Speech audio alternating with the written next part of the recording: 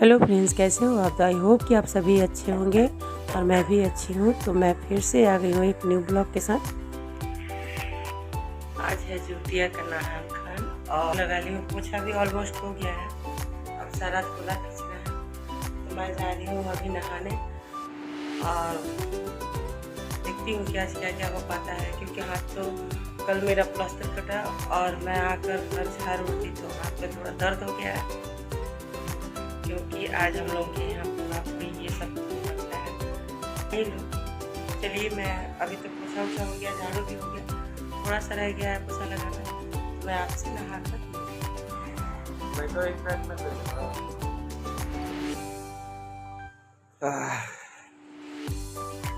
यहाँ आ गई हूँ। मैं नहाकर और पूजा कर रही हूँ। तो यहाँ पहले मैं नहा कर आने के बाद में भगवान का पूजा, सूर्य भगवान को जल दी और पूजा की। उसके बाद हम लोग के यहाँ नोनी और वो झिंगुनी होता है जो, उसे हम लोग लेते हैं, तो वो कर ले लूँगी मैं। और उसके बाद में मैं लग जाऊँगी खाना बनाने में। तो बस हाथ से तो मतलब ज़्यादा कुछ नहीं हो पाएगा, तो थोड़ा सा बस सोची हूँ कि थोड़ा कचौड़ी बना दूँगी और थोड़ा ही पुआ बनाऊँगी। सब्जी तो हो गया था, तो बस आप बने रहिए और मैं अपना बाकी का काम कर लेती हूँ।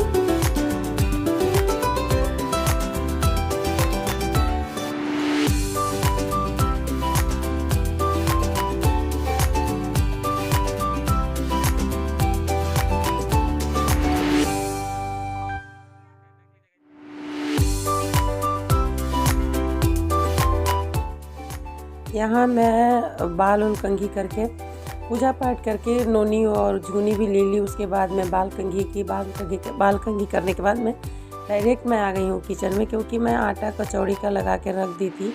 उसके बाद मैं अंशु बोला कि मैं सब्जी के साथ नहीं खाऊँगा, तो उसके लिए एक तरफ चाय बना ली थी मैं, और यहाँ कचौड़ी तल रही थी, तो उसको मैं चाय और कचौड़ी दे दूँगी, वो नाश्ता कर लेगा।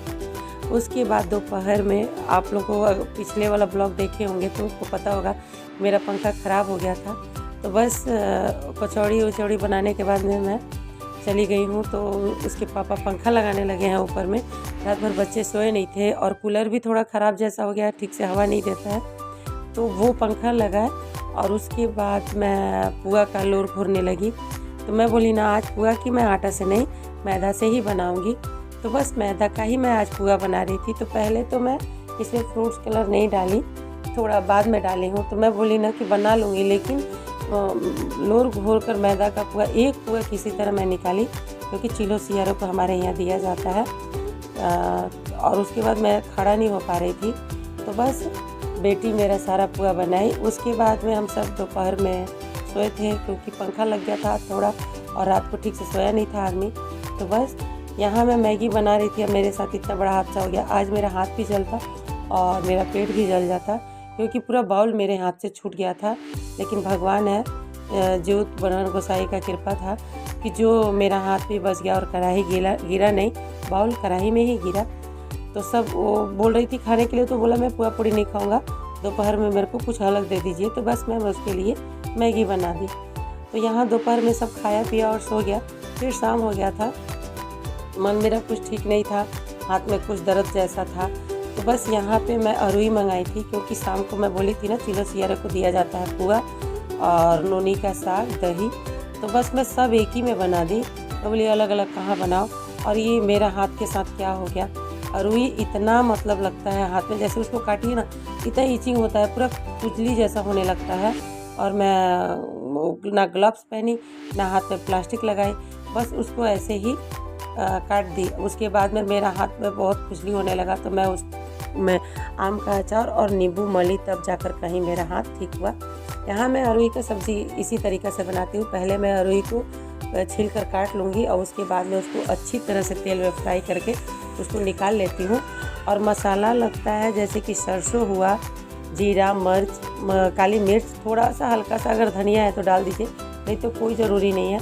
उसके बाद में लहसुन, प्याज, ये सब, थोड़ा सा आदि वगैरह, ये सारा मसाला मतलब बेसिक मसाला सारा पड़ता है। लेकिन मैं सिर्फ सरसों और जीरा, काली मिर्च और हल्दी यही डाली हूँ और हरा मिर्चा। उसके बाद प्याज से आप देखे ही हैं कि फ़ौरन दी। और खटाई के जगह पे इसमें खटाई ज़रूरी पड़ता है क्योंकि मुँह काटने लगता है। तो मैं 3 ठो अचार इसमें मिक्स कर डाली हूँ। सब्ज़ी इतना सुंदर हुआ था कि क्या ही बताऊँ। मसाला भूनने के बाद में जो नोनी का थोड़ा सा साग था और झिंगुनी था वो अलग से इसमें डाल दी हूँ, डालकर उसको भून दी हूँ। और जो फ्राई किया हुआ मेरा अरुई था उसको डाल दी हूँ। और शाम को यही में हम लोग का डिनर था, अरुई का सब्ज़ी और चावल, क्योंकि सुबह में भूखना था, हम लोग को व्रत रहना था जिउतिया का, तो रात को यही खाकर मैं व्रत की। तो ये सब्ज़ी सबको बहुत पसंद आया था, बहुत टेस्टी हुआ था। आप लोग जिउतिया में क्या क्या खाते हैं, कैसे मनाते हैं, प्लीज़ ज़रूर बताइएगा। कमेंट तो आप लोग करते नहीं हैं, लेकिन फिर भी ऐसे बोल दे रही हूँ। यहाँ पे देखिए मैं सब कुछ हो गया था तो ऊपर से खटाई डाल दी, जो कि उसका गुठली निकाल कर मिक्स कर रखी थी। उसके बाद में मैं चल जाकर थोड़ा सा लेटूँगी चावल, उसके बाद बैठाऊँगी। तो मैं नहीं बैठाई, भूमि ही बैठा दी चावल। तो आगे जो भी होगा आप देखिएगा, आगे क्या ही बताऊँ कि रात को क्या क्या होता है। 1 बजे तक मतलब मुझे जगना पड़ा, क्योंकि मैं पहले क्या था ना कि मैं 11:30-12 बजे तक मैं खा लेती थी। उसके बाद अब ना मतलब मेरे से बर्दाश्त नहीं होता है। वैसे तो सभी 2 बजे 2:30 बजे ही खाते हैं, 2 बजे तकरीबन 1-2 बजे तक खा लेना चाहिए, लेकिन मैं पहले 12 बजे ही खा लेती थी। यहाँ पे देखिए मैं पुआ तोड़कर आधा उसमें दही और नोनी का साग उस पर थोड़ा सा रखी। और ये आपका टाइम हो रहा था कम से कम 12:30 हो रहा था। तो मैं वो दे कर आई, ऊपर छत पे जाकर हम लोग को दिया जाता है।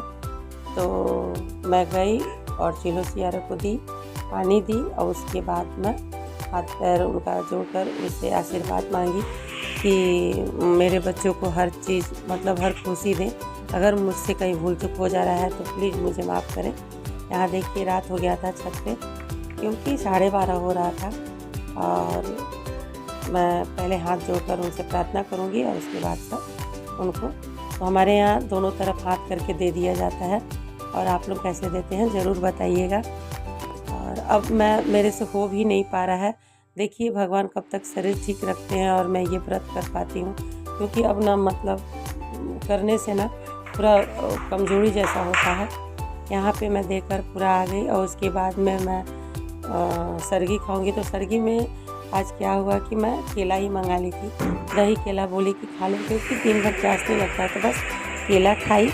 पहले मतलब नींबू पानी मैं पी लेती थी, दूध केला खा लेती थी आराम से, तो ये सब नहीं हो पाया। तो बस मैं यहाँ ब्रश की और उसके बाद सो गई। मिलूँगी अगले ब्लॉग में आपसे, तब तक के लिए बाय।